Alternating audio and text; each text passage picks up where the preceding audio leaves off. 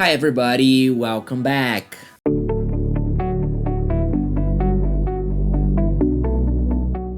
Hoje eu quero falar de um grupo especial de verbos na língua inglesa, como você já leu no título, os modal verbs, verbos modais. Mas antes vamos dar uma olhada nesses verbos modais, quem são eles, né? Então aqui no caso eu tô falando de 6 verbos, tá? Que você já deve ter visto, ouvido com toda certeza. O can, o could, may, might, must e should. Há outros, tá? Como os chamados semimodais, como o have to e o ought to, mas que eu vou deixar de fora porque eles não vão encaixar nessa abordagem que eu vou fazer neste vídeo agora, né? E também outros como will, would, shall, que apesar de serem verbos modais, a gente os aplica em outras circunstâncias, né? No caso, o will e o shall para falar de futuro e o would para falar de condicional. Então são outra abordagem, são outra aula, tá bom? Mas voltando para esses 6 então, o que eles têm de tão especial? Quando eu digo especial é que eles se comportam de uma maneira diferente, né? Então, toda regra que você vai ver para aplicação de verbos nas frases, eles ou não vão ter ou vão ter isso de uma forma diferente. A primeira delas é que eles não conjugam, né? Nem na terceira pessoa do singular no plural, que é aquele famoso Szinho depois, né? Por exemplo, I can, né? Eu posso. Ele pode, he can, she can. Ou seja, não vai ter o S no final, nem faria sentido, não faça isso. E também, é claro, no passado, eles não têm forma passada, eles não conjugam. Alguns deles, como a gente vai ver daqui a pouco, eles podem ter uma sonoridade, um sentido que se puxa, que se conecta ao passado, sim. Mas não é que ele é uma conjugação, é a forma do verbo, é uma característica do verbo, né? Você não está conjugando ali. Beleza? E também é claro, né? Você não usa no futuro, não usa no condicional, você o usa como ele é. Então, essa é a primeira característica que os diferencia muito dos demais verbos. Segunda característica é que eles se conectam diretamente com outros verbos. Na verdade, assim, eu gosto de falar que eles foram feitos para se conectar diretamente com outros verbos. Por exemplo, I can play the guitar.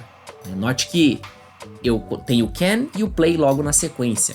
Com outro verbo, eu precisaria do conector, da preposição ali, né, que a gente usa como conector nesse caso, to. Né? Por exemplo, I like to play the guitar. I want to play the guitar. Né? Os verbos like e want são verbos normais. Então note que nos dois casos a gente usa a preposição to ali para conectar os dois verbos. Se eu falar I like play the guitar, I want play the guitar, ou pior, escrever isso, vai ficar bem feio, né? Assim, talvez a pessoa entenda, mas não é bacana, tá? Já com os verbos modais, não só pode, como deve fazer dessa maneira, tá? E em relação às variações de afirmação, negação e interrogação, que é uma questão que eu gosto de abordar com mais atenção e carinho nas minhas aulas, elas vão seguir basicamente a regra do verbo to be, né? No caso, a negativa, a gente vai colocar o not depois do verbo. Então, I can, I cannot. Nesse caso, eles viram uma palavra só, tá? Mas nos demais, não. E na interrogação, eu vou inverter o verbo e o pronome. No caso, I can play the guitar vira Can I play the guitar? Então, vamos dar uma olhada em algumas frases com esses verbos modais, para a gente poder visualizar melhor. I can finish this homework before dinner. She could help you if you asked her. It may rain later today. He might be late because of the traffic. You must wear a seatbelt in the car. You should drink more water during the day. Então assim, para fechar aqui a abordagem, basicamente esses 6 verbos modais, eles vão ser usados com o propósito de expressar habilidade, permissão, possibilidade, obrigação e numa esfera mais isolada, digamos assim, conselho, sugestão, enfim.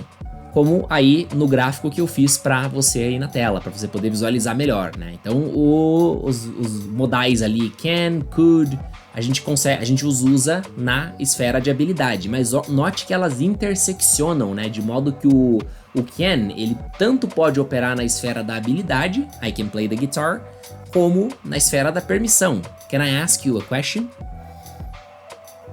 Ou até mesmo na esfera da possibilidade, it can be true.